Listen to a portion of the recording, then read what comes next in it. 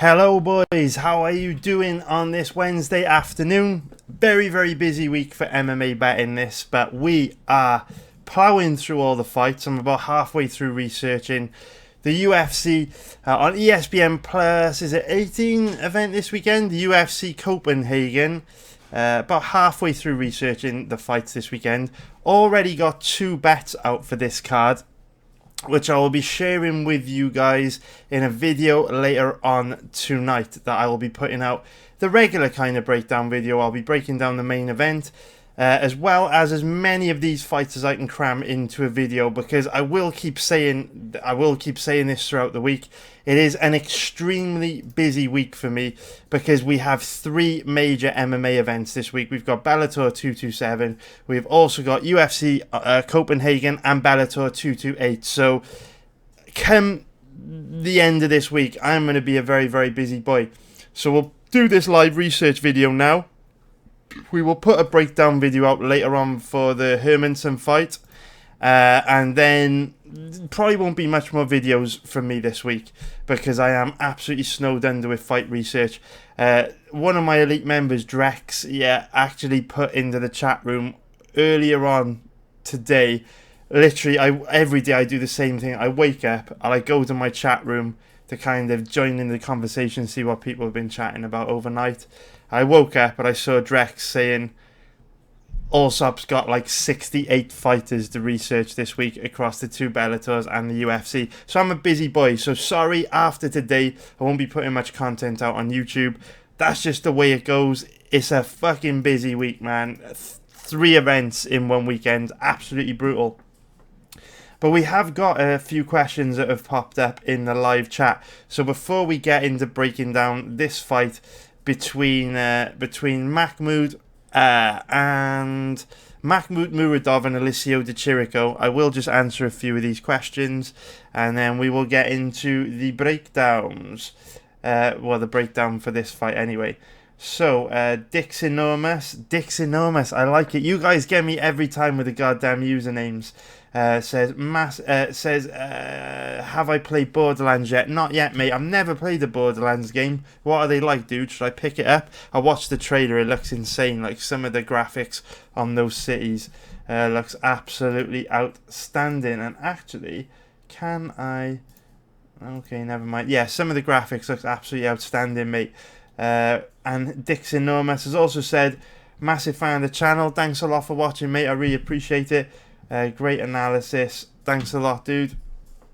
So Nick Gasparetti said, I hate when I read your tips and the odds change in an unfavourable way before I bet it.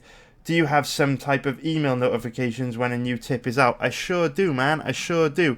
This isn't a plug, but since you asked, I will, since you asked, I will tell you what you need to do to get on the bets as soon as I put them out. So, the majority of the time now, when I do post a bet on my website, the odds do decline quite quickly. I have put out 2 bets so far this week, as you can see here. The odds have now declined quite a bit on both. In fact, the first bet that I put out, the odds declined by like 20% within like an hour. So they do decline. So if you want to jump on the bets for the odds change too much, all you've got to do is just pay $19.99 a month, barely anything. Like I say, the membership should pay for itself.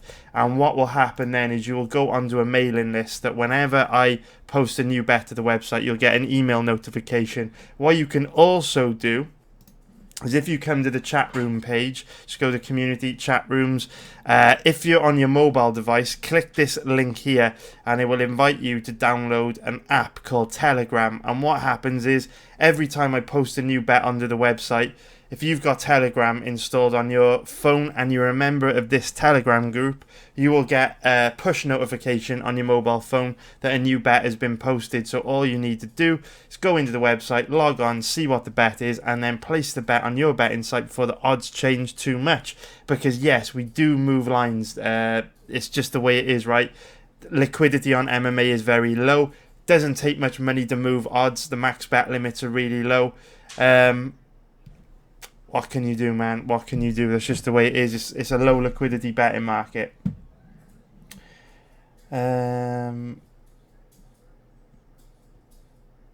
John Wayne has said, yo, also, you're going to be taking on more members because you have crashed the odds for the 2 bets that you have put out, especially the first tip. Have I crashed the odds? And I will be sharing these bets with you guys in the next video, right? So don't worry, I will be sharing these bets with you guys in the next video that I'm going to put out. Just want to give my members a little bit more time to lock the bets in. The odds have declined. They have definitely declined, but I still think there's value on them. Yeah, I wouldn't say they've crashed. There is definitely still value on both guys we've bet.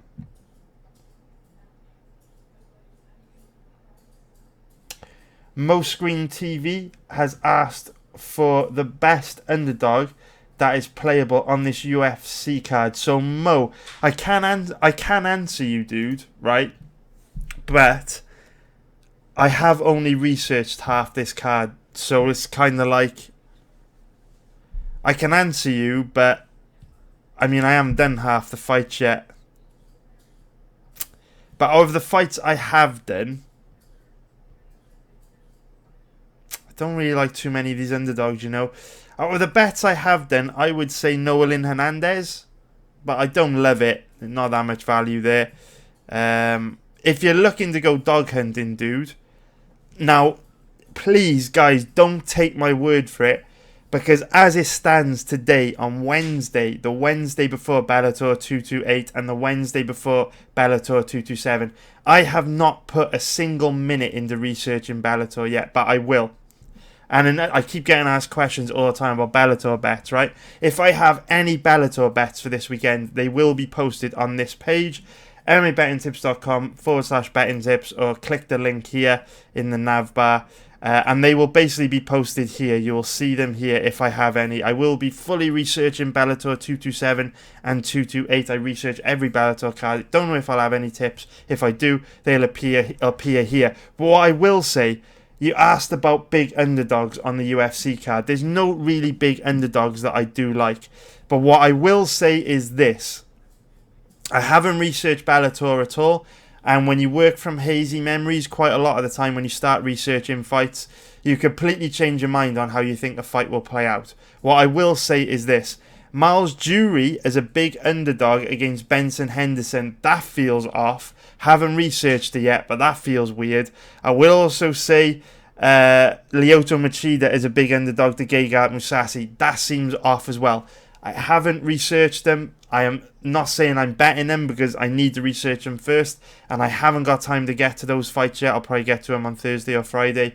But if you're looking to go dog hunting this weekend, I would possibly ignore the UFC, and I would take a deep dive into those fights, see if you uncover anything.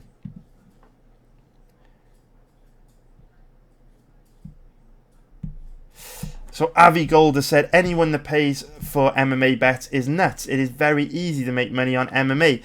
Well, what I would say to you, Avi Gold, is what if you've got a really busy life and you like to spend time with your family on weekends, and you've got a really busy job and you have lots of different other hobbies and interests, and you don't actually want to take the time to take a deep dive into finding MMA bets every weekend. What if you just wanted to sit down on a Saturday night with a cold beer and some nice food and just watch the fights and have some bets on it to make the fights more interesting? Seems like a pretty good deal to me, $20 a month, to let someone else do all that work for you. So in your opinion, it might seem crazy, but if I could find someone else as profitable as me to give me betting advice in other sports, I would pay them in a heartbeat. I think that's a great deal. So strongly disagree with you, dude.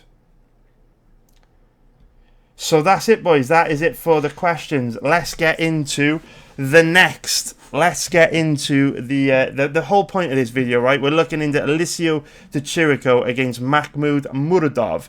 So let's take a look. Now, in terms of X factors, the only real X factors we've got to mention here is that this is Muradov's UFC debut.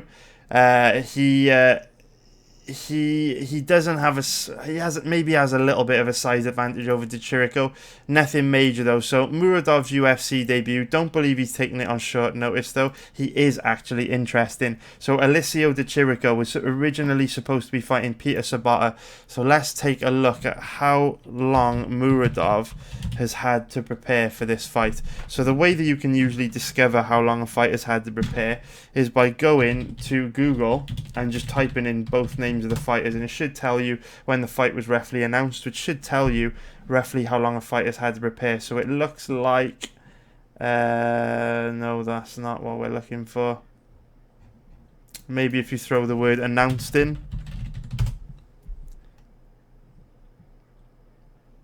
Here we go. This is the type of article we're looking for. So this was posted on the 17th of September. Wow, so has he really only got a week's notice? 18th of September. Wow, that's a shame. That is a shame. Yeah, all the articles were published around about the 16th or 17th of September, which would suggest that Muradov's going to be taking this fight on around 2 weeks' notice. Now, that's a bit of a shame, because we've put out a lot of these research videos so far.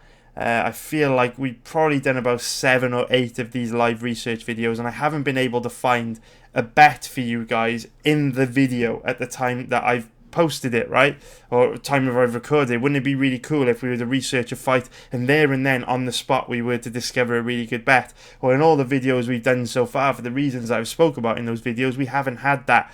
But I did have high hopes for this particular fight for betting, because I've researched Alessio de Chirico's last 4 fights. I've watched them all just before doing this video, and I'm super underwhelmed. I really am. Doesn't have the best cardio, tends to slow down quite a lot as the fight progresses. Not the strongest wrestler, not the strongest top game. Quite passive standing. Doesn't really have any power in his hands. He's not that dangerous striking. Doesn't really throw that higher volume of strikes either. And because he's got bad cardio, he almost kind of paces himself, which means that his output's very low, which means he doesn't do a very good job of putting his stamp on rounds.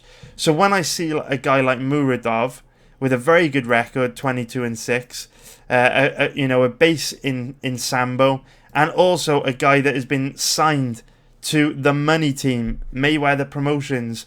The only MMA fighter that Floyd Mayweather has signed is Makhmud Muradov. And one thing that I've learned throughout my life, I'm very, very passionate about finance, very passionate about investments. I'm very, very passionate about the future. And one thing I've learned from reading a lot of investment books and really dedicating a massive chunk of my life to making money, really, in unconventional ways, I have learned that you must follow the money.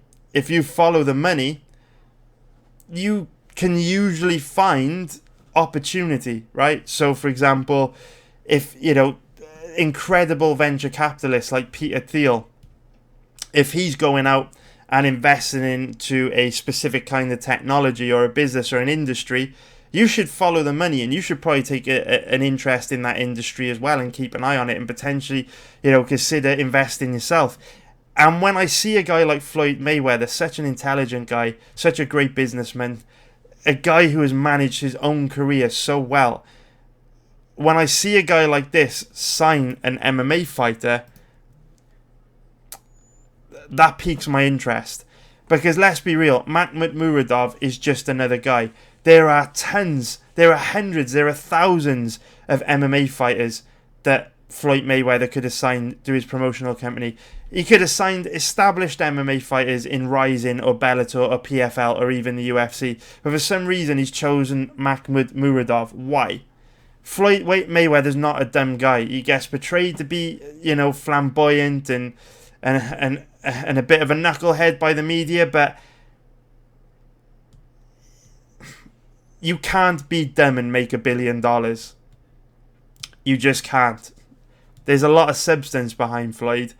So when I see that he signed this guy, I don't know anything about Muradov. I haven't watched any of his past fights, but I'm very, very excited to jump into this guy and watch some of his past fights now, because Floyd Mayweather's not just going to throw money around, putting his name on a guy like Muradov if he's trash.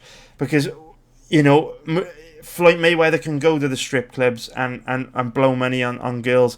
He could buy like extravagant cars and waste his money on lavish watches and clothes and all this kind of thing to burn through his money. He can be irresponsible with his money in that sense because he is Floyd Mayweather, Money Mayweather, flamboyant. But he's not going to put his name and his brand on something which is shit. He's not going to create shitty products or do shitty endorsement deals or promote fighters that don't have something about them, because ultimately it will reflect negatively on his brand, his ego, everything he stands for, right? So that's why I don't know anything about Muradov, but I am kind of excited to see what he's like, because I am expecting him to be pretty decent. And that's interesting because Alessio de Chirico isn't very good at all. So we might have a potential bet on our hands here. We can see Muradov chilling with Floyd Mayweather actually last month. Very interesting, with all his money team promotional gear, clothing. He's got a hat there, whatever. So yes, I don't know anything about Muradov. What I do know is Alessio de Chirico's not good. I also know Floyd Mayweather's a smart guy, so why would he be backing this guy? So now we are going to get into researching this fight, and let's see what Muradov brings to the table. So this is his last fight against Wendell Marquez Oliveira. One great thing about Muradov is that he's actually fought 4 times this year already, and all of these fights are available online for us to watch. So the version of Muradov we get in these last 4 fights should be very similar to what we get from him on Saturday night. So I'm hoping, guys, if we look at the odds at the moment, if we look, Alessio de Chirico is currently the underdog. Odds are around 2.30, which is plus 130 for an implied probability of 43%. What I would say is de Chirico is so bad. He is just the kind of fighter that I don't like to bet on, because he's very passive. He's the kind of guy that if he's behind in a round or behind in a fight, say he's like, I don't know, down a round, or say it's 1 round apiece going into the 3rd round and he absolutely needs to win the 3rd round to win the fight, he shows no urgency, doesn't go after it, doesn't go out there and leave it all on the line. He's just happy to get outstruck and lose a decision, and I hate that. I hate fighters that are very passive. I hate fighters that don't show urgency. I just don't like to bet on those kind of fighters. So unless Muradov is truly terrible, which is unlikely based on everything we've just said, his record, his affinity to Mayweather, unless he is truly terrible, I'm pretty sure I won't be betting on de Chirico. But I am very interested in Muradov, because as we can see, his current average odds are of around 1.68, minus 147 for an implied probability of 60%. All we've got to do is cap Muradov at 60% to find value here, and Alessio de Chirico is so bad that I'm hoping we will cap him at more than 60%. I mean, we can see here, right? He's 3-3 in the UFC, which doesn't mean anything because win-loss records are irrelevant. But 2 of those fights that he won against Julian Marquez and Gareth McClellan, they ended by split decision. So if things would have played out slightly differently, I mean, these fights against McClellan and Marquez were razor close. If the judges would have scored these fights slightly differently, de Chirico could quite easily be 1-5 going into this fight. 1 win, 5 losses in his last 6, which tells you everything you need to know about how bad de Chirico is. So I'm hoping, guys, this will be the first live research video where I can give you a bet right here, right now, because I've got high hopes for Muradov, but I don't know anything about him. So let's have a look. This is his fight against Wendell Oliveira at Octagon 13 from back in July, which was just 2 months ago. So hopefully he shows us something decent here. So Oliveira in the white shorts, Muradov in the black shorts. Very nice body kick. So de Chirico's, while we're just keeping an eye on Muradov here, seeing where he brings the table, I'll just talk. Ooh, this is interesting. Okay, very, very nice deep offensive double leg wrestling shot there. Very, very nice. And he's tied the legs up Khabib style. Already I'm liking what I've seen in just the first 40 seconds. It's also going to the Dagestani handcuffs here.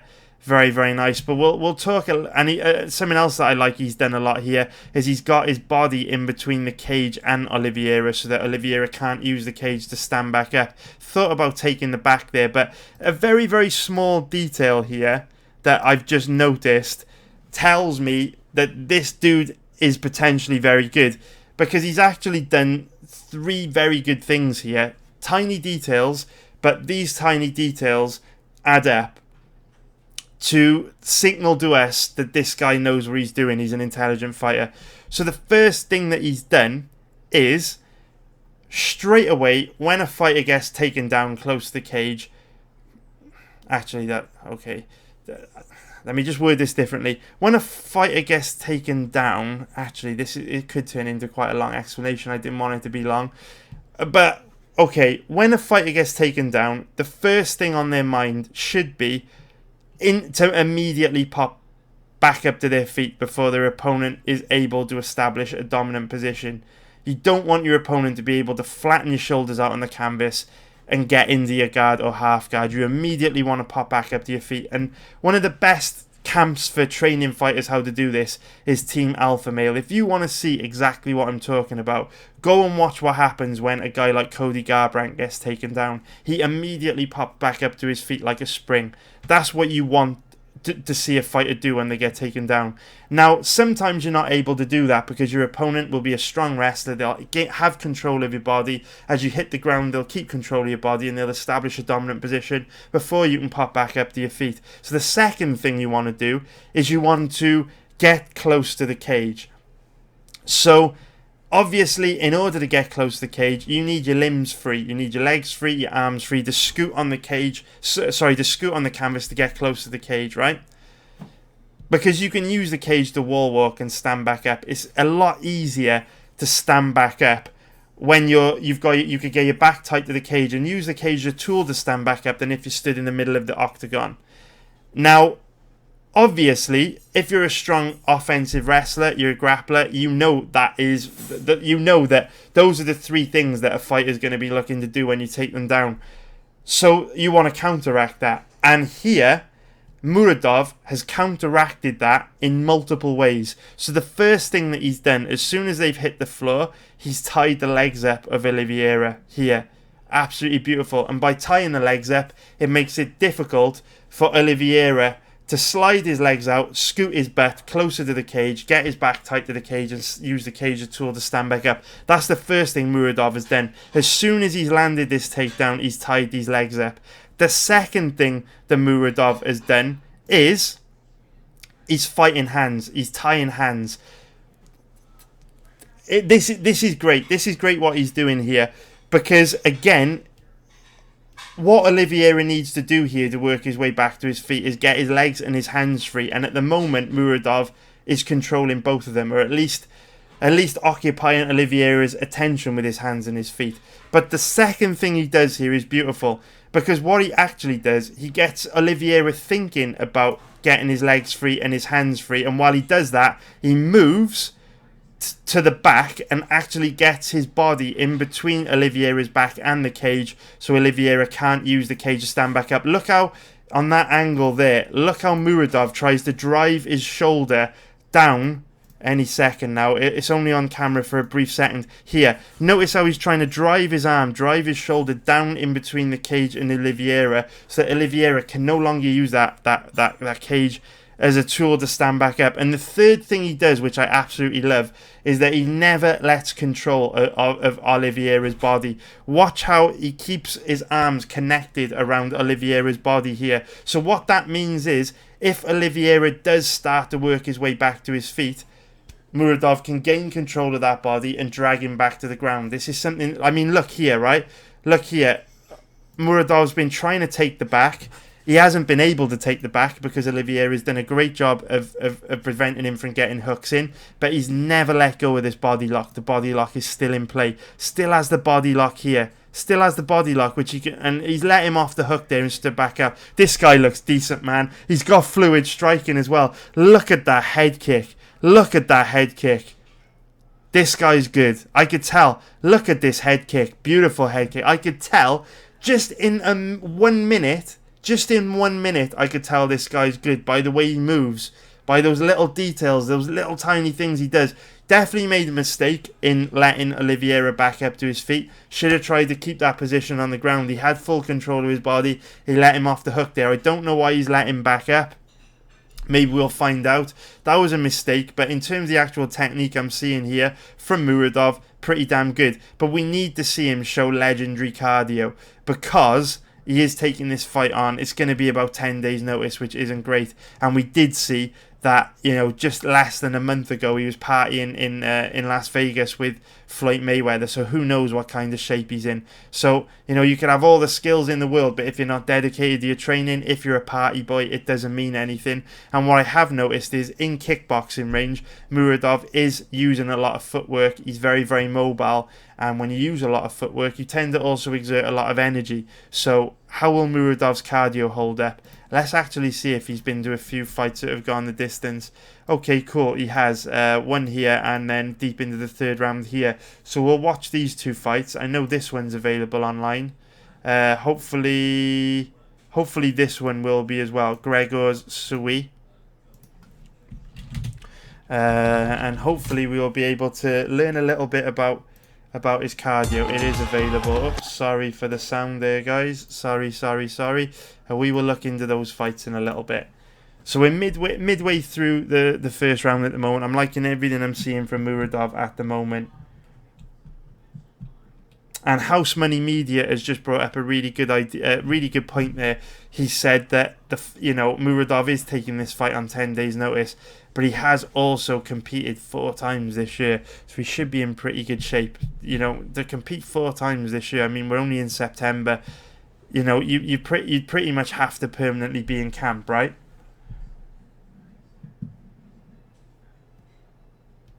And Philip Frank, don't make that mistake, bro. Don't make that mistake. So, Philip Frank is saying, how do you rate Muradov's opponents? It is irrelevant, dude. It is totally irrelevant. You don't need to fight a good level of opponent to determine how good someone is. You can tell just by the way that Muradov moves, by the things that he does in these positions, the techniques that he demonstrates, that he's very good. It doesn't matter if he's only fought low-level guys. To demonstrate the techniques he's demonstrating shows that he's pretty decent.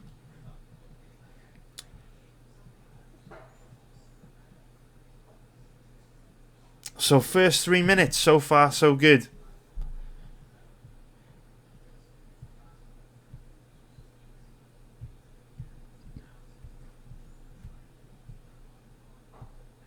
Leaves his chin out there a bit though, fights with his hands very low, but then does it concern me too much in this fight because the Chirico doesn't really have any power in his hands. So it would be unlikely for him to knock Muradov out. You know, if we look at, just quickly to reference that point, if we look at, so he's had in his last 1, 2, 3, 4, 5, 6, 7, he's only won 1 fight by knockout or TKO in his last 7. In fact, he's only got 1 finish in his last 7. So not really that dangerous. So we shouldn't have to worry too much about Muradov getting knocked out here, unless of course he got very, very tired.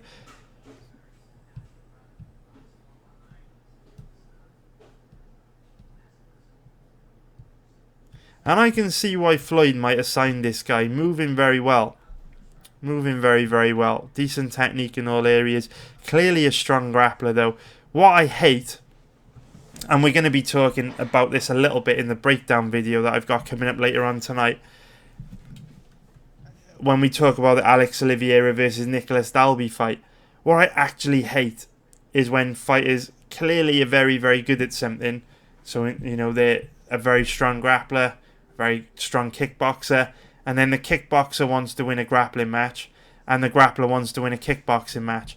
You know, Muradov, clearly a very strong wrestler, was easily able to take Oliveira down, but for some reason, he's getting into a kickboxing match here and playing with fire. It just makes no sense to me. And like I say, that'll pretty much be the foundation for my breakdown on the Oliveira versus Nicolas Dalby fight coming up, right? Because it's an easy fight for Alex Oliveira. It's so easy. Such an easy fight. because he's such a strong offensive wrestler, and Nicholas Dalby has got very, very bad takedown defense and a low-level ground game. Problem with Oliveira is he never uses his damn wrestling. We saw it in the Mike Perry fight.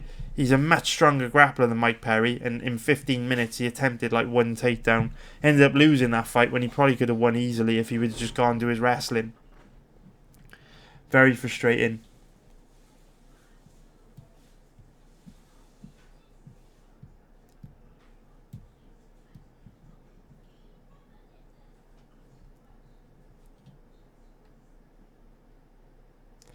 So Mikey Delph.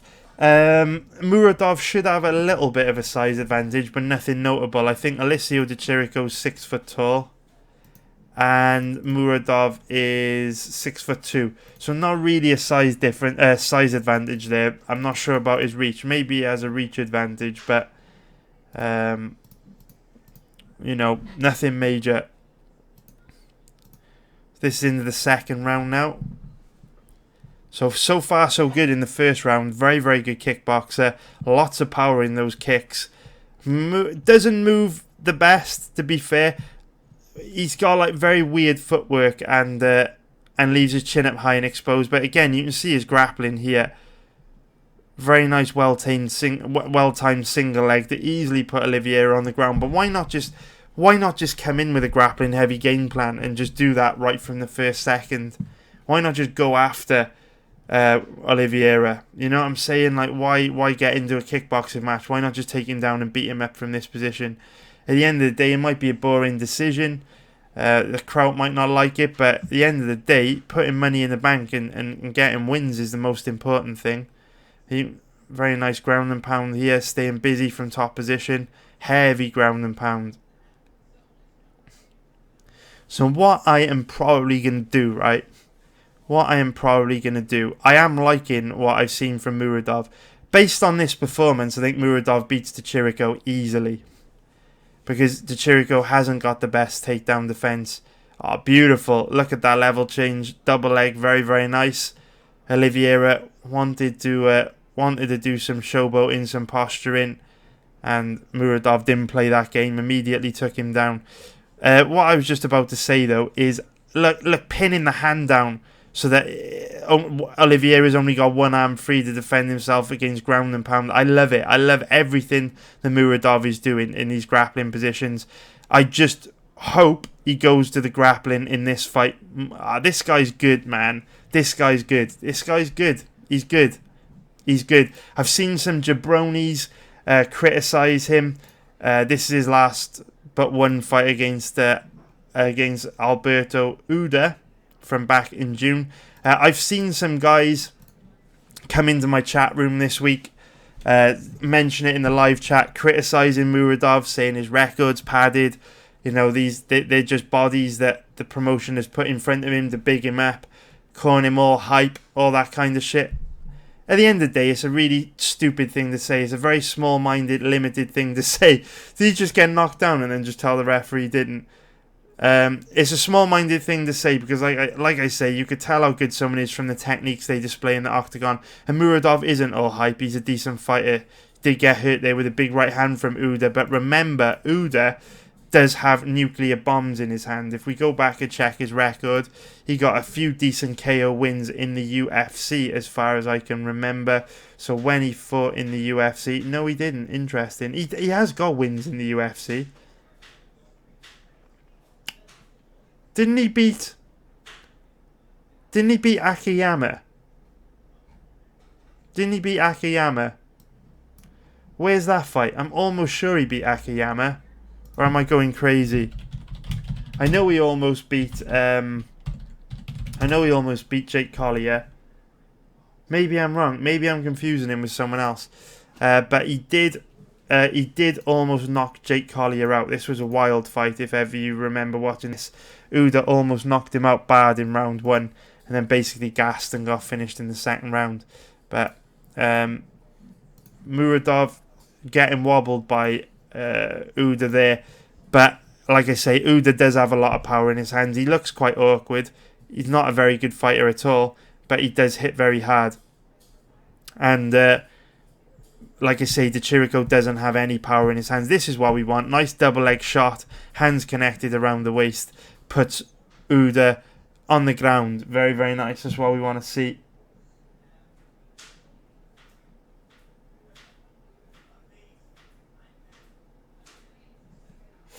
So Lidosis has said, is it not risky betting on someone who is making their UFC debut? Of course it is, man. We mention it in every single fight that we break down. But also what you have to remember is, you know, betting on someone taking a fight on short notice, betting on someone making their debut, you know, betting on someone coming back from a bad knockout. You just factor all that into the probability you assign them of winning, right? So say you cap them, say you look at them and you think, right, if Muradov and Chirico show up and perform to the best of their potential on a full camp, completely healthy, no injuries, all that shit, what probability would you give Muradov of winning? What probability would you give Chirico of winning? You might say, I'll just pluck a number out of thin air. It doesn't mean anything. It's not where I'm capping this fight. But say you give Muradov an 80% chance of winning, right? 8-0, which I'm not saying I do, but say you did.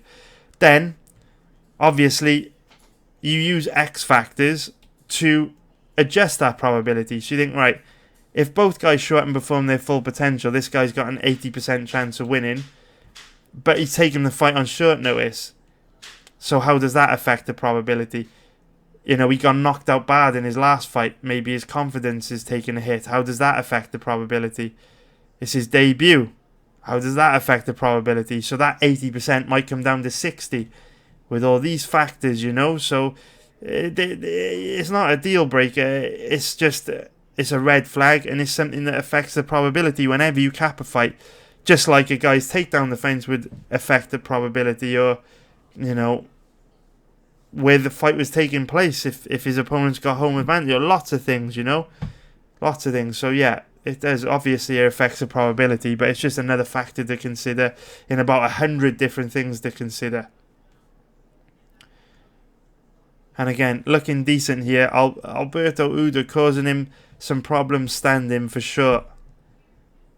But Muradov handling him so far. Moves awkwardly. I don't like the way that he moves with his chin up high and exposed. He got kicked in the nuts in the last fight as well.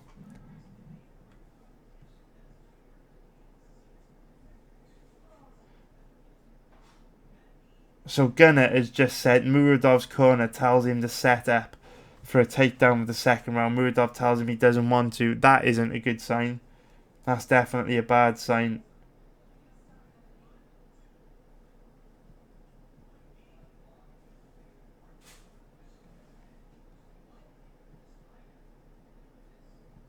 Oh wow, I missed the finish. What happened there? I was reading the live chat. Is it a head kick? Because this dude's head kicks look vicious. And with Uda standing in the southpaw stance, it opens him up to the power right kick of Muradov. Oh, actually, Uda's gone back to orthodox now. They're both orthodox. Okay, there's the nut shot. And they're off again.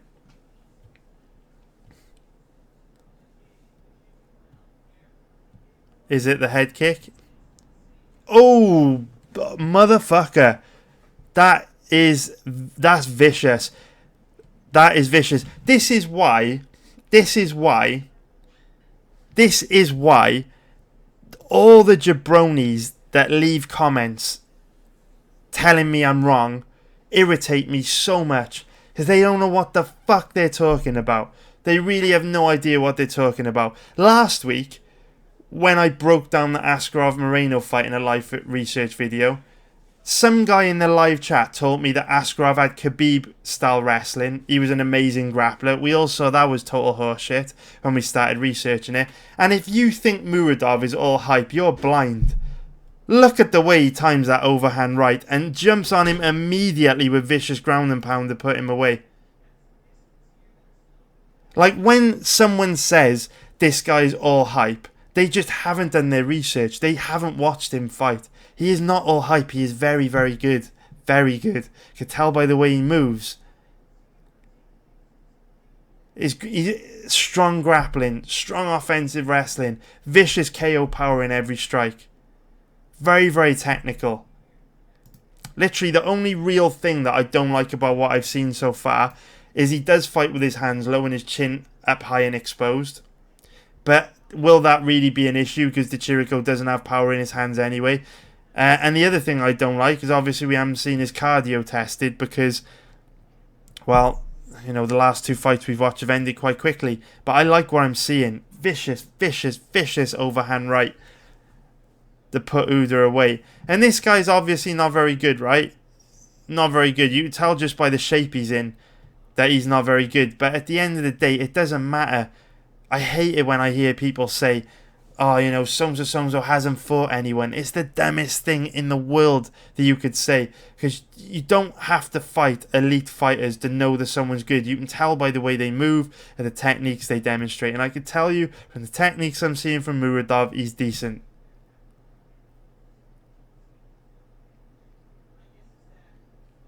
But he does like to fight on the outside, which is interesting because the Chirico also likes to fight on the outside. So sometimes when you have two counter strikers, which is what it looks like we're gonna get on Saturday night in this fight, quite often you get like awkward dynamics where neither guy wants to lead, and you end up with like a really passive, low volume fight where nothing happens. Now, what I'm seeing here is again good. Look, you could tell just by the way this guy looks.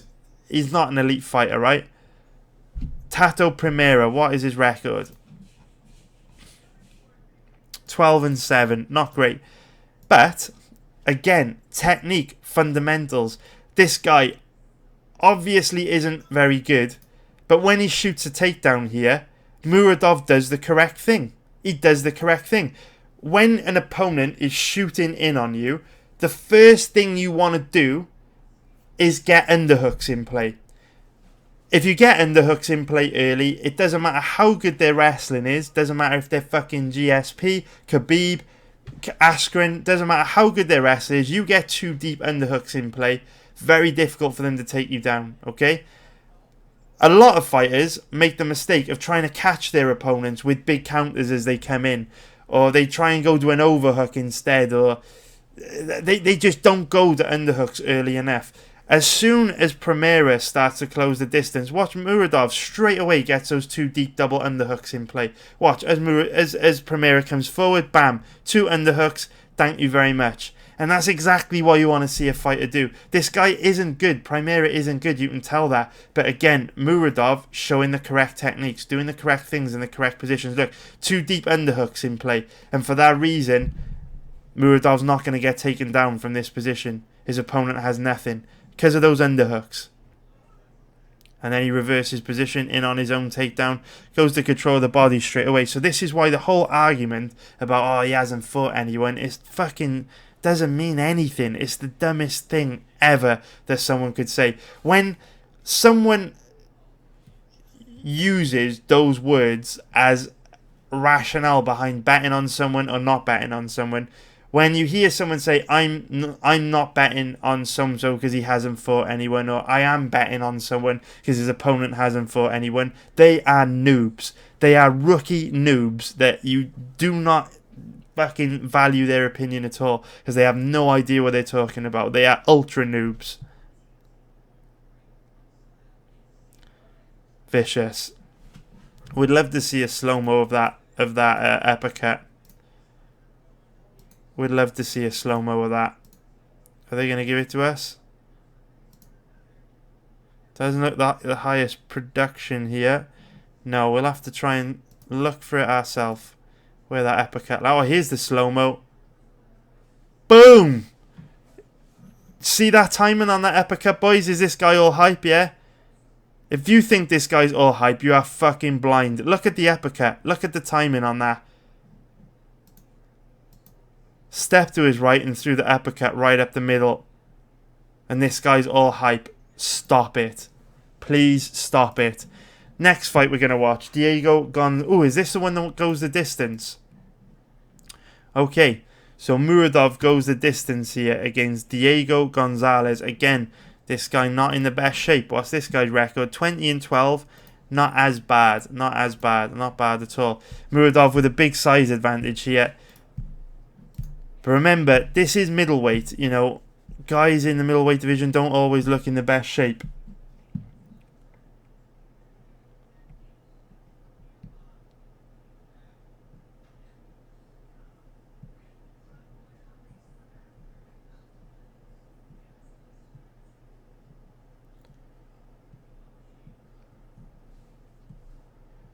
Oh yes, thank you, man. Thank you, Philip Frank. I was confusing Alberto Uda with Alberto Mina, man. Thanks, dude. I definitely confused them. I, they're quite similar as well. I remember Mina being terrible.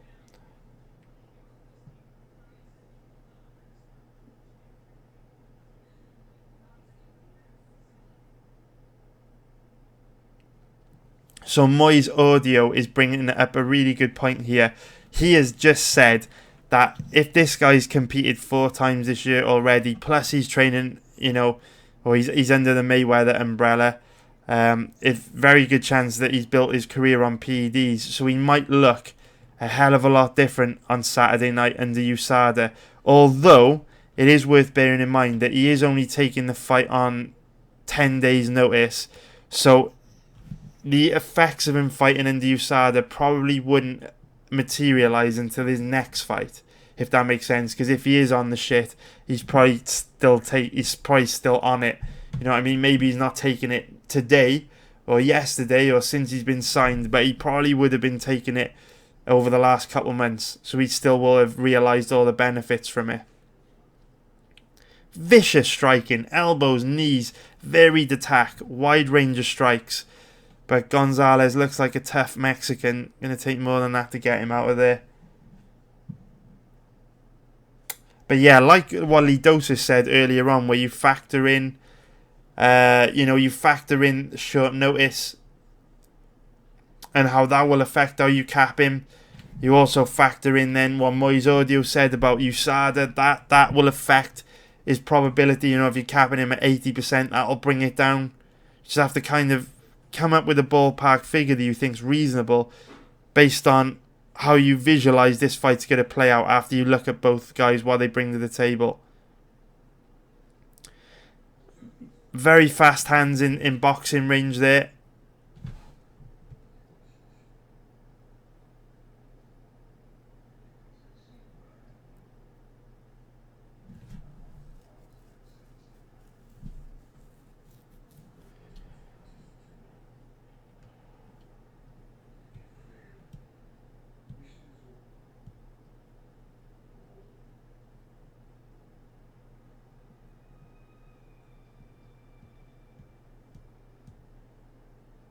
So John Wayne has said, why are implied probabilities so important? They're important because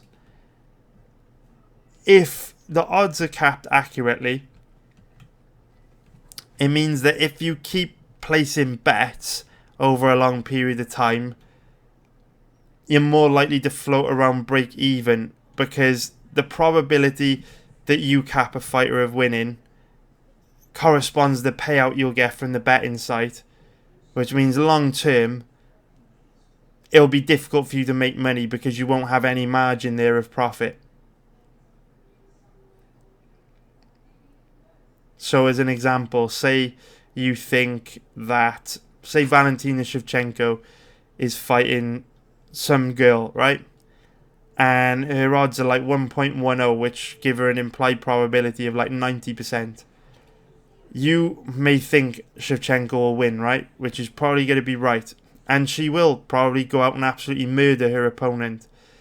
But the implied probability on that 90% bet means that if you continue betting on Shevchenko at those odds, or any fighter, say for example, you continue to bet on heavy favourites like that, right? This is the most extreme example I can think of.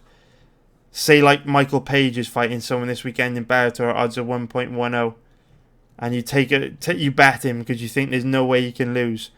Well, if you just lose one bet in 10, you're at break even. If you lose 2 bets in 10, then you're at quite a substantial loss. And implied probabilities, betting in line with implied probabilities, help you avoid putting your money in situations where you only have a marginal edge. You don't really have a profit margin there. Because, for example, I always hear people say, like, we're seeing it with, actually a better example this weekend, right? I have a bunch of people in the comments telling me I'm a fool that Mads Manson, what's his name? Mark Madsen, a bunch of people telling me that he's going to beat Danilo Belluardo easily this weekend. And they completely miss the point. When people talk like this, they are also giant noobs that need to be ignored. Don't pay any attention to them. Because no one is saying they think Belluardo is going to win this weekend. But at Madsen's current odds are around 1.18. What we are saying is, if you put your money in a situation like that where the odds are accurate, and you lose 1 bet in 5, you're only at break even. 2 bets in 5, which ain't that hard to do in MMA, then you are at a big loss. And people are like, Madsen will win easily, and he probably will. But what happens if he shoots a takedown on Belluardo in the first 30 seconds and dislocates his shoulder as he hits the ground? What you have to remember is a lot of crazy shit can happen in 5 or 6 consecutive fights. And when you're betting these heavy favourites, you've got to be careful, man. Because it only takes one of them to slip on a banana skin and you're at break even. 2 slip on a banana skin, you're facing a massive loss. So that's why implied probabilities are really important. It doesn't matter who you think will win or lose. Everyone thinks Madsen will win this weekend, but it doesn't make him a good bet. Because it's putting your money in a marginal situation where you don't have a profit margin over the bookie. Because the probability they assign to their odds are basically the probability that he has of winning. Because if you look at it, Madsen's a great example. His current average odds are around 1.17, which is almost minus 600 for an implied probability of 85%. So in order to get any value on Madsen, you have to give him a 90% chance of winning. And if you really understand what probabilities mean, you'll know that's ludicrous. What happens if he throws a punch and breaks his hand, gets a takedown, dislocates his shoulder, throws a kick and gets a compound fracture in one of his toes? He's 35 years old, he never fought under USADA. What happens if he's got really bad octagon jitters and he's crippled by nerves and anxiety on the day of the fight? What happens if he has a bad meal the night before and suffers from food poisoning? What happens if he has a bad weight cut? What happens if he's fighting injured and he's a tough guy that thinks he can still perform the best of his ability? What happens if Belluardo lands a crazy spinning back elbow out of nowhere and KOs him dead? All these factors, like we talked about earlier on with Lee Dosis's question, where we're saying, things like short notice fights, things like USADA, things like weight cut, things like making your debut, they all affect the probability. And so do all the things we just mentioned for Madsen. So if you cap a guy like Madsen at 90%, you're an idiot. And that's why implied probabilities are important. It doesn't matter who you think will win. So remember that when you're throwing Madsen into your parlays this weekend, just think that you are a Muppet sandwich when you do that, because you're placing bets where you have absolutely no edge over the bookie, and long term, at best you can hope for is probably floating around break even on those kind of bets. And Muradov striking looking very, very good in this round. Much better footwork in this round. I'm kind of finding from the last 2 fights we've seen from him that when he is pressured, we saw Wendell Oliveira, we also saw Alberto Uda walking him down, putting a lot of pressure on him. And when he was circling on the outside, he looked very uncomfortable. His chin was up high and exposed. Didn't look good at all. But actually now, when this fight's in kickboxing range, he looks very sharp, very technical. His footwork looks a lot better, and his striking defense is also a lot better as well. He's done a really good job of slipping the majority of power shots that Diego Gonzalez has thrown out there. He does a really good job of fighting long as well. I do like what I'm seeing from Muradov. Don't like him when he's being pressured. It's clear he struggles against pressure fighters, but in kickboxing range here he looks very good, and that's significant because Alessio de Chirico isn't a pressure fighter. And again, look guys, what he did there. Again, as Gonzalez shoots a takedown straight away, the first thing he does, double underhooks in play. Very, very nice. Check it out. See? Double underhook straight away. One underhook here, got the underhook on the other side. And that makes it almost impossible for Gonzalez to take him down from that position.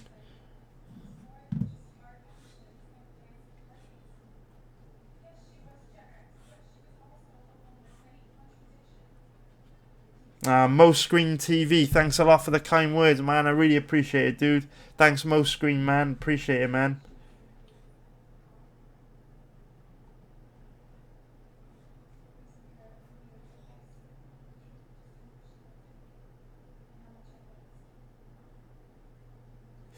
Gunner has asked, do you ever bet on rounds or method of victory? I don't, man, because the max bet limits are super low, so it's just not worth it.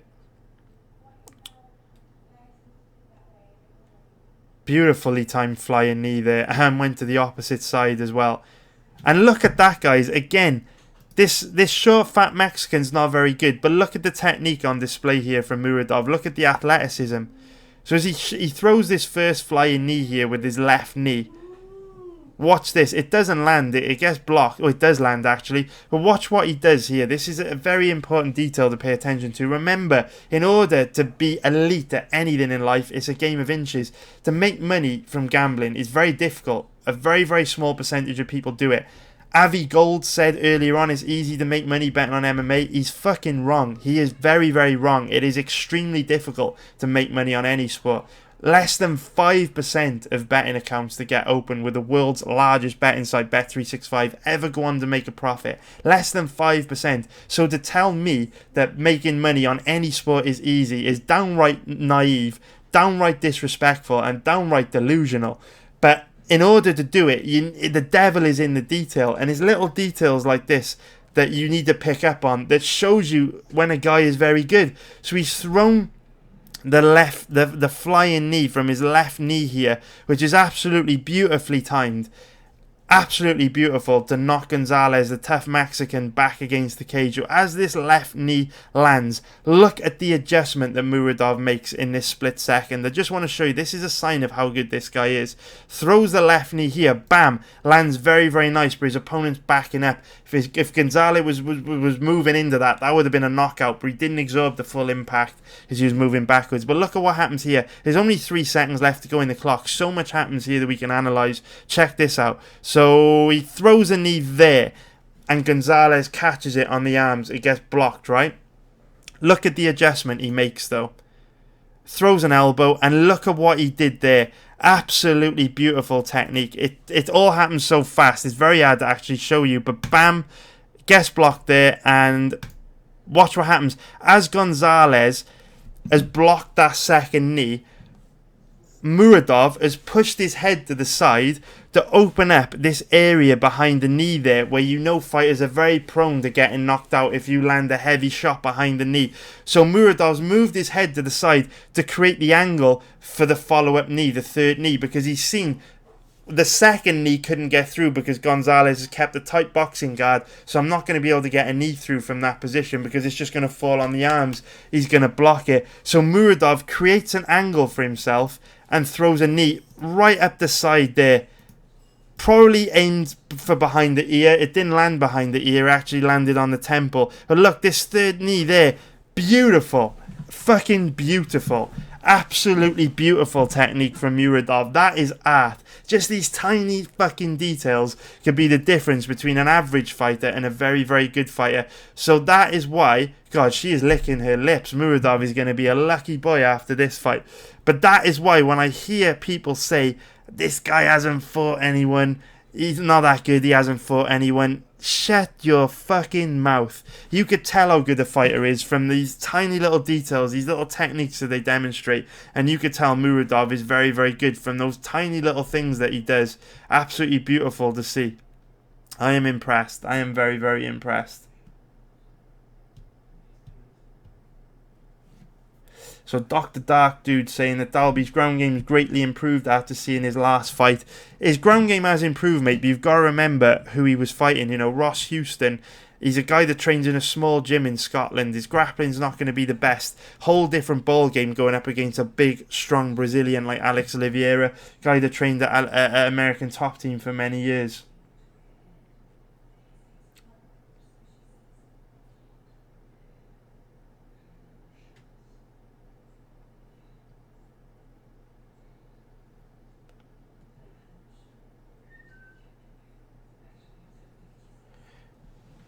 Jill has asked, why am I not using the outro song anymore? Honestly, dude, it's just because it adds more time to the editing, and I'm so damn busy. I was just trying to like streamline things a little bit, but maybe I'll bring it back in the future, man. It's just really busy at the moment. Like 3 major MMA events in 1 week is ludicrous. Like 2 Bellator events, 1 UFC. That is fucking bonkers. So I'm trying to like trim my work down as much as I can, mate. But I'm glad you like the intro song. I will hopefully bring it back soon, dude.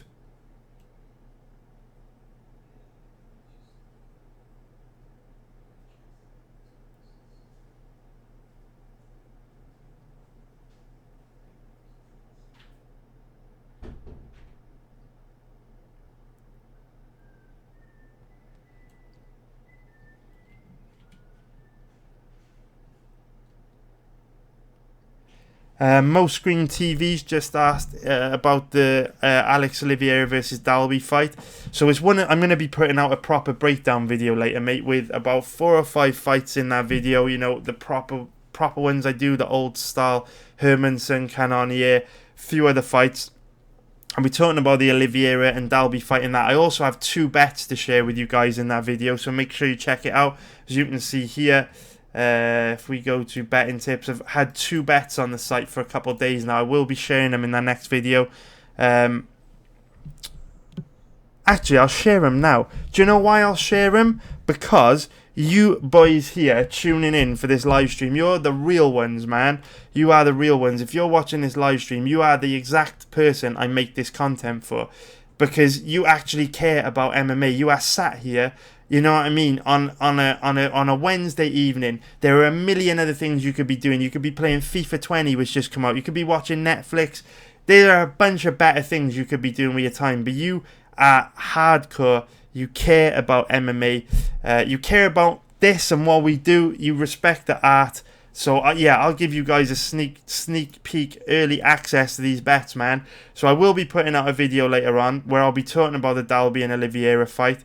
But the 2 bets that I recommend so far for this weekend, remember, I'm only halfway through researching this card. I haven't even started on Bellator yet, so there's a very good chance I'll end up with more bets this weekend. The 2 bets that I recommend for this weekend, the first one is Brandon Davis to beat Giga Chikadze, and I will get into the reasons why in that breakdown video that I'll put out later on. Although the odds have declined a bit on Davis. Tipped him when he was at about 1.74, so he's declined a little bit, nothing major, there's still value there. And I also recommend betting on Alan Amadovsky to beat John Phillips, and we bet him when he was up here at around about 1.95, and we see as I put the bet out, the odds have declined again, but again, still value on him. You know, the odds have declined a little bit, but you're still getting good value. But I will not go into the reasons why I think those are 2 good bets yet, because this video is going to be mega long and I'll be duplicating work, so I'll be talking about it later anyway. But yeah, if I reckon you boys should jump on those 2 bets. I think they're good value. Oh, and a quick breakdown on Dalby Cowboy Oliveira. Sorry, dude. Yeah, it really quick in a nutshell. I think this is a really easy fight for Alex Oliveira. It is hard for me to put into words how easy a fight this is, because Nicholas Dalby, very bad takedown defense, very low level ground game. Alex Oliveira is light years ahead of Dalby when it comes to wrestling and grappling. If Oliveira comes out with a grappling heavy game plan, Dalby is absolutely screwed. But how often have we said this about Oliveira? Oliveira is one of these infuriating guys that for whatever reason loves to get into these wild, crazy, chaotic fights. He loves to try and win kickboxing matches. And again, that flight, this guy's good. This guy is good.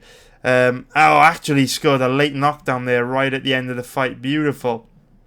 And Muradov, that fight went the distance, and Muradov's cardio looked amazing. He fought at a high pace. So, yeah, boys, what I was saying was Oliveira, in his last fight, we know Mike Perry's got bad takedown defense and a low-level ground game. All Oliveira had to do was take Perry down, control him on the ground, but in 15 minutes, he only shot 1 takedown. And if Oliveira comes into this fight with a grappling-heavy game plan, he should be able to ragdoll Dalby and dominate him on the ground, but I'm worried that he's going to come in, try and win a kickboxing match in Copenhagen against a popular Danish fighter and end up losing a close decision, because he always makes fights closer than they need to be. He's got terrible fight IQ. So that's how I see that fight going down. And Sui coming out aggressive here, trying to take Muradov out. Thanks a lot, Chris. Appreciate it, mate. Appreciate it, dude. Just Curious has asked what you think about the Bahadurzada fight. I haven't researched it yet, dude, but I think Nordiev murders him.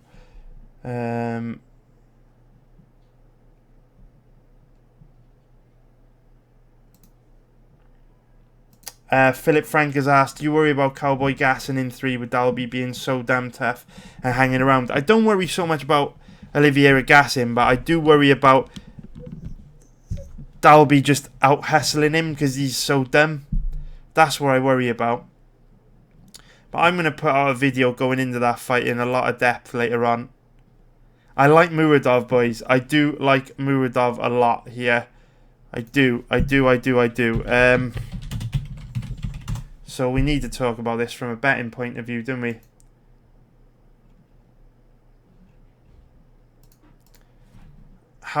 I'm just going to his Instagram to see if we can get clues as to what kind of shape he's in. So this photo here was taken 4 days ago, looking in pretty good fucking shape to me. And he said that after 5 5-minute rounds of sparring, he's ready for UFC Copenhagen. He's wearing a t-shirt there. Is that his car? So this looks like a training picture. Okay. So we know that when did this fight get announced? So this fight got announced on like the 15th, 16th or 17th of September. And it's showing here. If we just go to Google Translate. What is he saying here? Because he might not have actually been I think there's 2 different languages. Is this Russian and Czech? So we'll do 2 separate translations. So he might not actually know about his fight. Alhamdulillah, today I won my record. Sprints uphill with weights. Nothing is impossible. It all depends on you. Don't put off anything. So there he's saying that he actually broke his record on uphill sprints, which means he must be in great shape to have just broken his record, because I'd assume he's doing that kind of thing when he's in training camp, yeah? And is this in Czech? Is this just the same comment in Czech? Yeah, today I broke my uphill record, 10 times sprints with 20 kilogram vest. So this guy looks like a bit of a beast. Because what I was going to say was, I don't feel confident betting on this guy before we see him at the weigh-ins, because he might not be in camp if he's taking the fight on, 10 days notice, but it certainly looks like he's in very good shape, judging by his training camp, and also from him saying that he broke the record for sprints uphill, because you'd think he'd be doing those sprints uphill while in full training camp, right? So if he's doing that while in full training camp, and he's just broken the record, this would actually indicate if he's just broken the record, he's actually in better shape now than when he was in training camp. This guy must just constantly... beautiful double leg shot there. Can he get his hands connected around his opponent's waist? It looks like he's very close. He's getting his right leg in there to use it as a tool to possibly trip Sui. Just picks him up. This guy is fucking good. This guy is fucking good, boys. This guy's good. What are his odds? 1.67. He's good, boys. He's good. I know I always tell you boys to pass, but I know an opportunity when I see one. This guy's good. He's really good. He's really good, boys. Win or lose, he's good. I could comfortably tell you he's better than Chirico everywhere by quite a margin. Significantly better striker, significantly better grappler. He's good, boys. He's legit. Legit as fuck, I would say. And I don't know what his ceiling is. I'm not saying he's going to be, another top 10, top 15 fighter, but I do know he's good enough to beat Chirico. Now, obviously, anything can happen in MMA. Maybe he's built a career juiced to the gills and he won't look anywhere near as good in his UFC debut. Maybe he'll suffer with octagon jitters and look terrible. Maybe he'll adrenaline dump and Gaspard in round 1. Maybe he'll get knocked out. Maybe he'll get taken down and dominated on the ground. Maybe he'll get submitted. All these are possibilities, right? But at the end of the day, that's why they call it gambling. And our objective in making money in this game is to consistently put my money in strong positions. And then over the long term, over the course of 3, 4, 500 bets over the course of a year, as long as you've placed a hell of a lot of solid bets, put your money in consistently strong positions, doesn't matter how many bets you lose, because over the long term, you will make money, right? And Muradov is better than Chirico everywhere. He looks like he's in good shape. So, yes, the bet carries risk. It absolutely does. Would I like to bet on Muradov on a full training camp? Yes, I would. Would I like to have seen him compete under USADA? Yes, I would. Would I like to have even seen him in a major MMA promotion against a higher level of opponent? Yes, I would. But unfortunately, that's why they call it gambling. And this game is all about trying to make the best decision possible with sets of incomplete information. And based on what I've seen, this guy looks really fucking good, actually. So I think he's decent. I think he's worth a bet, boys, against the Chirico. And as soon as we finish this video, I'm going to rush out to get this bet sent out to all my members, because seeing him post, just 10 days ago that he broke his record for uphill sprints, seeing how good he looked in that training picture, I don't want to wait until weigh-ins to see how he looks, because what happens if by then the odds are absolutely destroyed. And if you look at him, he's 6'2", looks like quite a lean guy. He is a big guy but quite lean. This fight's at middleweight. It's probably not an enormous cut for him. It's probably not a horrendous cut. If you look at his lower body, lean legs, lean torso, beautifully timed spinning back kick. Beautifully timed spinning back kick. If you are one of the jabronis that told me that Muradov is overrated and all hype and the Chirico is going to win, what you need to do is delete your YouTube account and never ever leave a comment on one of my videos ever again, because you are a giant jabroni that has no idea what you're talking about. And then you need to never ever ever place another bet ever again, because you are a noob and you will lose money long term. If you think this guy's overrated, you're blind or stupid or both. This guy's good. So we don't need to watch anymore, boys. I've seen enough. Actually, let's skip into the third round. Let's just make sure his cardio holds up. But it held up in the Gonzalez fight. I mean, even look at that well-timed spinning back kick. Based on past performances, he should chew Chirico up. Dominate him on the ground and pick him apart standing.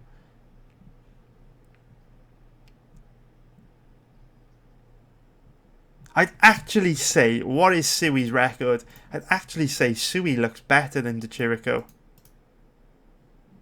13-5. Tough Polish guy. He actually looks better. And he's fought in a decent promotion in Fight Nights Global. Again, someone would be like, oh, this guy's shit because he lost to a guy with a 2-1 record called Grigory Sorenko that no one's ever heard of. But at the end of the day, it doesn't matter about win or loss records. This guy is tough, well-rounded, hits hard. He's applied a ton. I mean, look at that. He's applied a ton of pressure to Muradov. Just ate a head kick flush on the chin, and he's still in there. A tough, gritty, hard-nosed Polish fighter. Yeah? He looks decent. Hell of a lot more aggressive than what we've seen from Chirico in the last couple of years, where he's super passive, only throws 10-15 strikes per round. At least Sui is in the fight, trying to take Muradov out, coming forward, throwing big shots, giving Muradov something to think about, yeah? Doesn't matter about win or loss records, they are irrelevant. They are absolutely irrelevant. And Sui looks decent, despite his record. So let's see if we got any more questions, boys. Let's see if we've got any questions. Let's block a few of these dudes that are spamming. Why would you do that? Why would you do that? So we will delete those dudes. And what I will do now, guys, I will go through any questions you boys have about this fight. And then we will be back later on with another video on the Hermanson fight. Maybe tomorrow morning, we'll see. I was planning on doing the Hermanson video tonight, but obviously I've got to write this bet up now and send it out to my members, which will take time, and it's already like 6 p.m. here, so maybe I'll leave it till tomorrow morning. We'll see. I'll try and get it done, but if I leave it till tomorrow morning, it means I'll be able to put more fights in it, because I could spend the rest of the night researching 1 or 2 more fights, and then you'll get a better breakdown video tomorrow morning. So yeah, I think I'll do the breakdown video tomorrow morning, actually. But let's see if we've got any questions.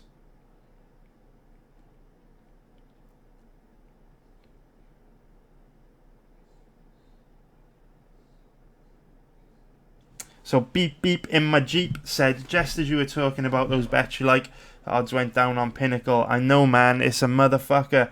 That is the way it goes. You know, 129 people watching this video. Liquidity is very, very low on MMA. If just a couple of people, just like 2 or 3 people max bet the fighters that I mentioned, based on the research in this video, based on what I've said, the odds are going to decline. I'm sure by the time I get off this stream, the odds on Muradov will have declined. It's just the way it is, man. Liquidity on MMA is so shit. It's very annoying. It's the reason why I have to, I say it, it's the reason why I have to sell subscriptions on my website, right? Because liquidity is so low on MMA that the subscriptions give me a stable income. You know, when betting sites are closing me down for betting on these low liquidity fights, these low liquidity markets, when I'm getting limited and closed down left, right and centre by these bookies, subscriptions give me a stable income, some stability. It's like having a wage, yeah? It's like having a monthly wage, and then the bets on top of that are kind of like lump sums that you can use to like invest or do something nice with, you know what I mean? Or just expand and grow businesses and shit. Hard to get a stable income from gambling because the liquidity on MMA is so low. You never know when you're going to be closed down. You know, sometimes I'll open a betting account. I'm not exaggerating. So, like when was it? It would have been about 2 weeks ago now. There was a KSW event, right? KSW 50. Beautiful takedown defense there. Showed very good balance. I got that deep underhook in on the right side to stuff that takedown. But a couple of weeks ago now, KSW had that big event, KSW 50, with Phil DeFries and the Brazilian guy in the main event. And the KSW before that, KSW 49, they had really high max bet limits on their live betting for KSW. So I made a few £1,000 profit just in one. Woo! Muradov with his flying knees. Oh, and he sits him down with a big right hand as well. This guy's fucking legit. Cardio not in question. 10 seconds left to go. Still super dangerous. While I'm talking and answering these questions, let's actually put another fight on. Because I want to just make this point a little bit. Just finish making this point about liquidity. Topolsky. All these fights are over pretty quick. See if we can find this one. This is 2 rounds. This should give us a little bit to talk about while I wrap this bitch up. Is this it? XFN 8? Yep, looks like this is it. So, yeah. So, on KSW 49, the max bet limits were really, really high. So, I made a few thousand in just one night from live betting KSW, yeah? But obviously, between the time the KSW 49 took place and KSW 50 took place, my account got closed. So I was like, that's fine, it's no problem, it happens all the time. So then, for KSW 50, I made sure I got hold of a new account and deposited quite a few thousand into it because I was expecting to be able to live bet KSW and make a lot of money. Then for KSW 50, they adjusted their liquidity and max bet limits, which meant that on KSW 49, the max bet limit was like £2,000 per fight.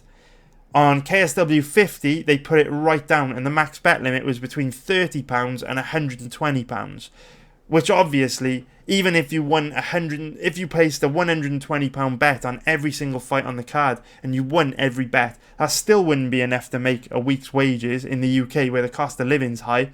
So yeah, there's just no stability in betting MMA because the liquidity is so fucking low.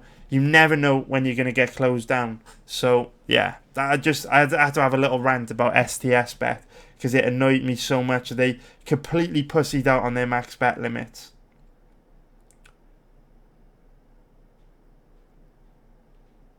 So Lidosis has asked, what are your thoughts on the guy who does the UFC betting show, Gianni the Greek Corrales? My opinion on him is, if you've got enough time to do TV appearances, you don't have enough time to do adequate fight research, because I am chained to my desk for 40, 50, 60, 70 hours a week watching fights, and I know what it takes to be profitable, and I doubt he's putting the same amount of time in that you need to put in to make money.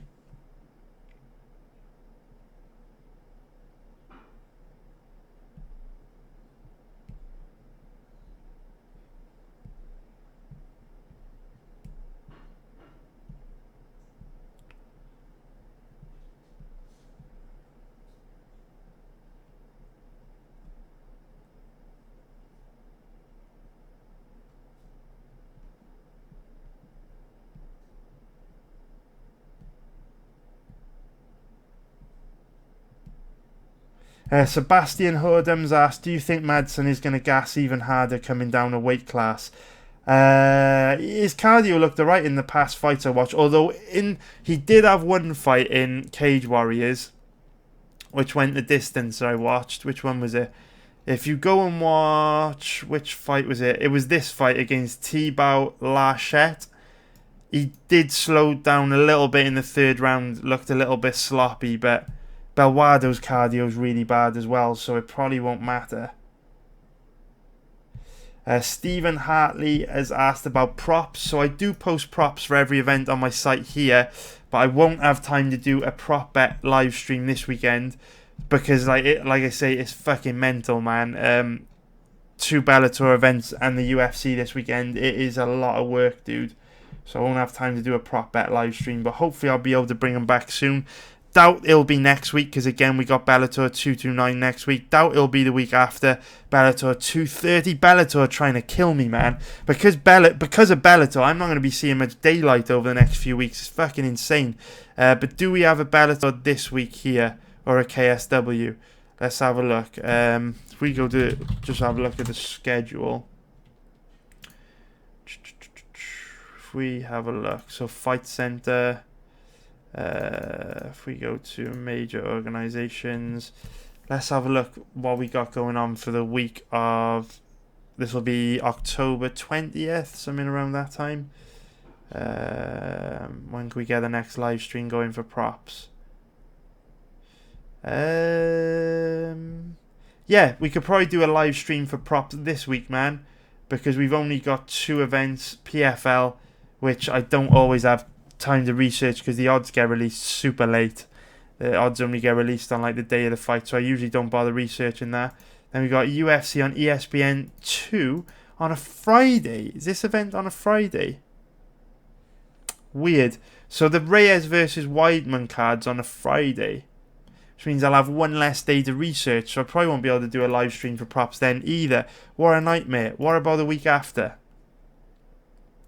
Nope, not the week after either, because it's Bellator 231. Yeah, man, the prop live stream's probably going to struggle with them, dude. Probably won't be able to get one done in October either, which is a nightmare. The fucking amount of Bellator events coming up is actually insane. It is actually insane. Crazy.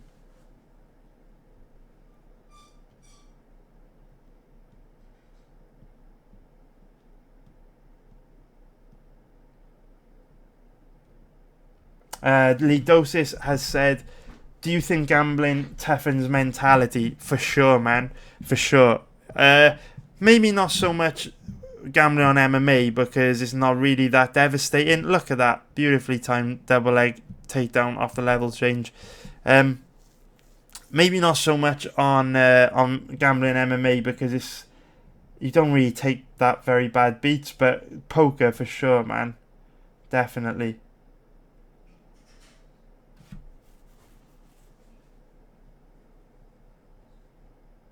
Mr. Jackpots has asked about Jack the Joker and Lord Michel in the distance.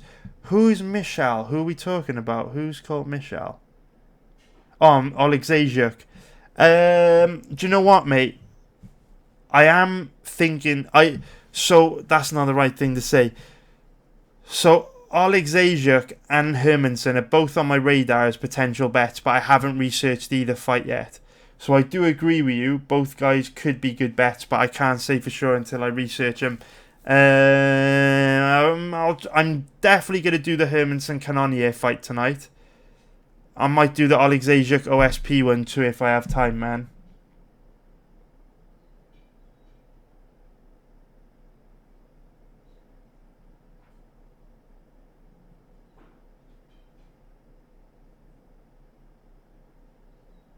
Most Scream TV is asking just about the Chirico's wrestling. So the Chirico's not the best offensive wrestler. When he gets guys down, he doesn't have the heaviest top game either. He might be able to wet blanket Muradov because we haven't seen a lot of Muradov's takedown defense. What I would say is unlikely, just because the Chirico slows down a lot as the fight goes on. And from Muradov's offensive wrestling, you can see that he does have good grappling technique, which means in order for Chirico to be able to hold this guy down, he's probably going to have to work very hard to maintain those dominant positions, which is going to accelerate the rate at which Chirico would slow down, which would then play into Muradov's favour because his cardio looks great. So yeah, Chirico could potentially grind him out, but that's why they call it gambling, man. The odds are relatively decent on Muradov at around 1.68. You know, they're decent, but there's going to be risk there, and obviously Chirico grinding him out is going to be one of the risks.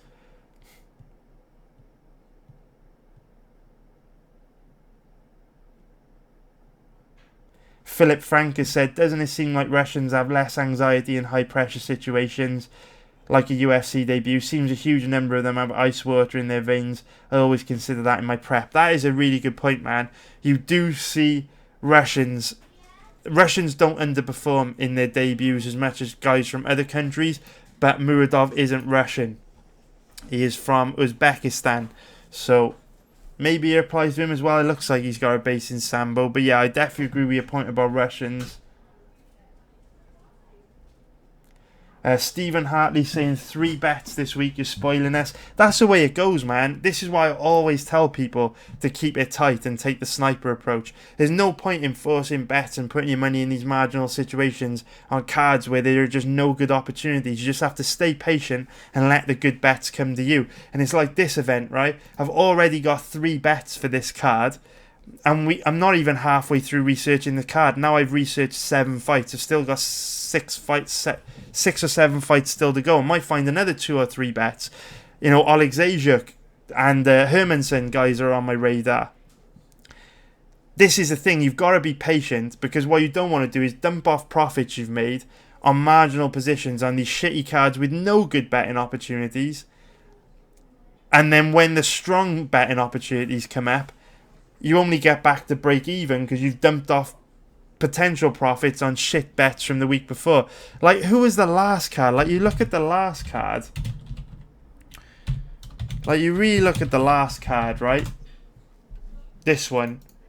And you see guys over-analysing and having intense debates on bullshit fights like Polo Reyes and Carl Nelson.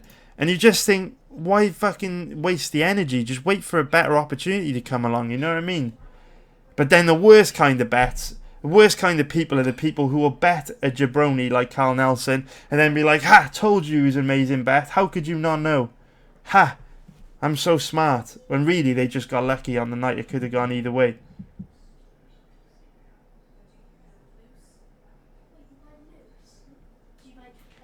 Beep Beep in my Jeep has asked, how are opening odds fixed? A handicapper sets the opening odds, and then the books balance the books through software, depending on how much money is wagered on either fighter to move the odds from then on in.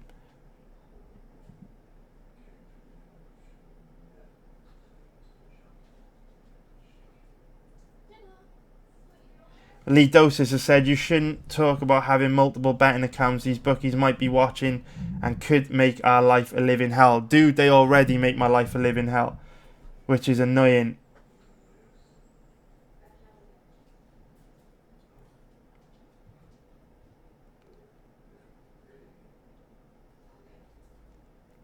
Leo Messi has asked what site you recommend using for betting on MMA. It depends which country you live in, man. You let me know which country. I can recommend some good sites for you. Stephen Hartley has said, do you bet on one FC? I don't, mate. The max bet limits are really low and the odds always get released super late.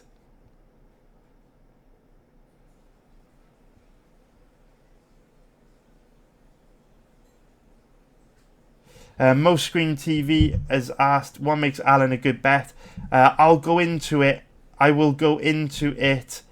I will go into it in the next breakdown video, mate. I'll talk about it in a lot of depth. But basically, John Phillips has got no takedown defense at all. And no ground game. And Amadovsky does. Stalking has said, are the membership price on your website in American? They are, dude. They are.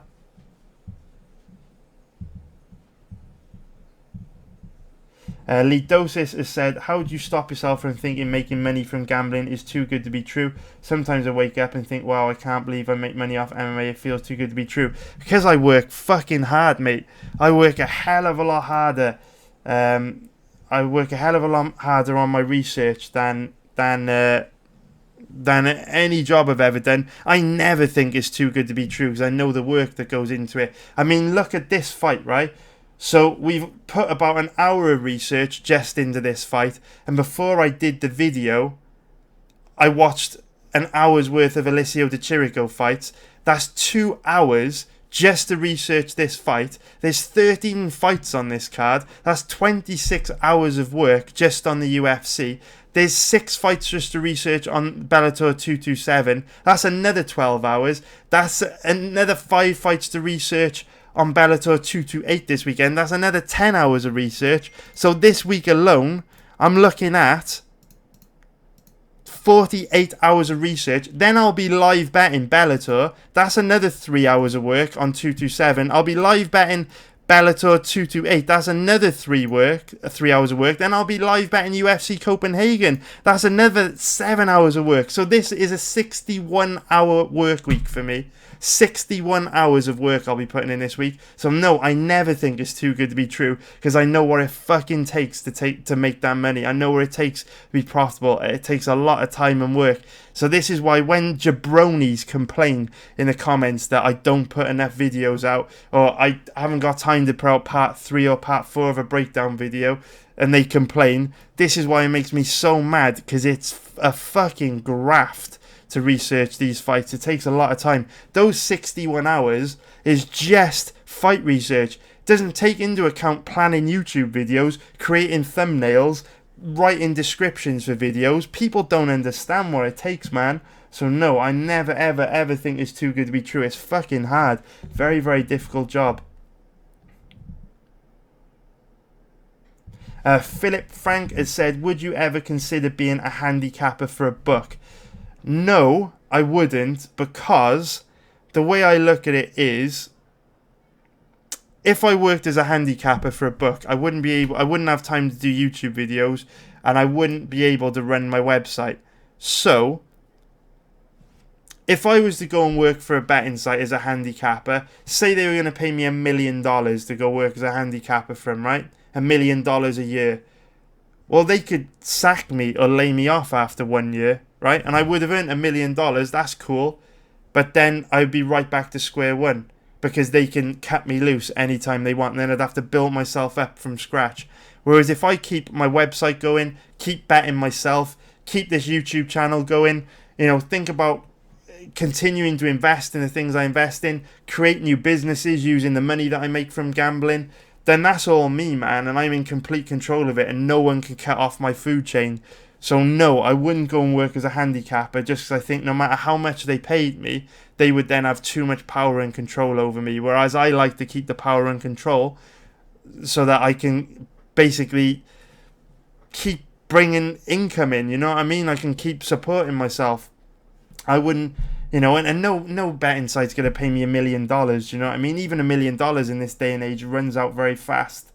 It'll cost a living by the time you pay off your house and everything. Jofar Glottonin, I will talk about the Olivier Dalby fight in the next video, dude. Single barrel pump action yogurt rifle is asked, what are your initial thoughts on Whiteman versus Reyes? It's a very good fight for Reyes, mate, but maybe Whiteman looks better at light heavyweight, who knows? Beep Beep in my Jeep has asked, how do bookies hire handicappers for each sport? I'm not sure, man.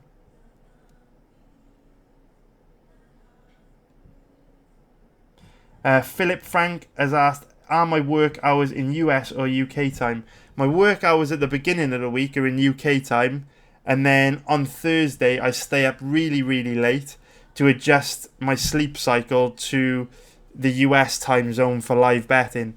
So I will stay up like, I'll stay up to like 3 or 4 a.m. on Thursday night, and then sleep into like 1, 2 p.m. Friday, and I'll stay up to like 6 or 7 a.m. Friday into Saturday morning. I'll wake up at like 3, 4 p.m. on Saturday, so I'm fresh and ready for live betting. Michael Juan has asked, will we get a football video this week? Probably not, man. Probably not, dude.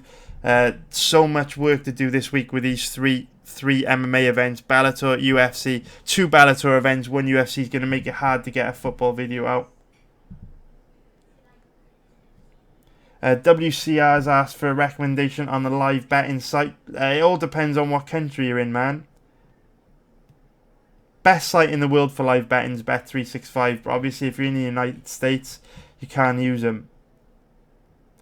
So I think that's all the questions, boys. That is it for today's video. I will probably not do a Jack Hermanson breakdown video tonight now, because I need to go and write up this bet for Mr. Muradov and send it out to my members. Oh my god, the odds have already started to move. When we started the video, he was 1.68 everywhere. Now he's dropping down to 1.65. Need to get on that fast. So, boys, I will put out the main breakdown video for the main event tomorrow, and yeah, that's pretty much it for this video, boys. Please like the video if you haven't already. Please also leave a comment on the video. It would mean a lot. Let me know what you think of this research video. Do you think Muradov will win? Do you disagree? Do you think I'm wrong? Are you betting the Chirico this weekend? Let me know in the comments below. Please subscribe if you haven't already. I'll be back with that breakdown video tomorrow, where I will squeeze in as many fights into that video as I possibly can. So let me know in the comments below which fights you would like to see me cover in that video. But take care, everyone. Have a great night, and I will be back very soon. Hope you have a